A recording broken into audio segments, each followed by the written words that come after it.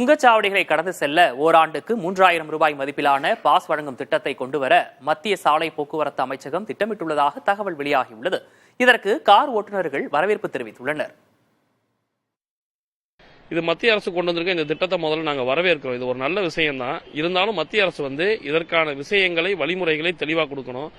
என்ன ஒரு விஷயம் பார்த்தீங்க அப்படின்னா, இப்போ அந்த ஃபாஸ்டாக் லைன்லாம் அப்படின்னு பார்த்தீங்க அப்படின்னா ஒரு இதுக்காக ஸ்பெஷல் லைன் இருக்கணும். அப்படி இருக்கும்போது ஏன்னா மறுபடியும் டிராஃபிக்ல நிற்காத அளவுக்கு இருக்கும்.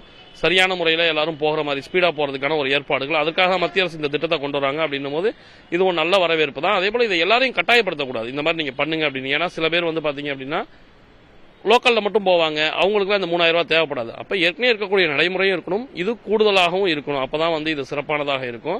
ஒன் டைம் நான் பாத்தீங்கன்னா சென்னை டு தூத்துக்குடி மதுரை புதுக்கோட்டை போயிட்டு வந்தாலும் கிட்டத்தட்ட 1000 ரூபாயிலிருந்து 1500 டோல் மட்டும் அப் அண்ட் டவுன் வர வேண்டிய இது இருக்கு. மேக்சிமம் டிராவல் பாத்தீங்கன்னா டோலுக்கே எங்களோட எக்ஸ்பென்ஸ் ரொம்ப அதிகமா இருக்கு. இப்போ சென்ட்ரல் கவர்மெண்ட் கொண்டு வந்து இந்த 3000 வருஷத்துக்கு பாத்தீங்கன்னா எங்களுக்கு பெனிஃபிட்டாவே இருக்கும்.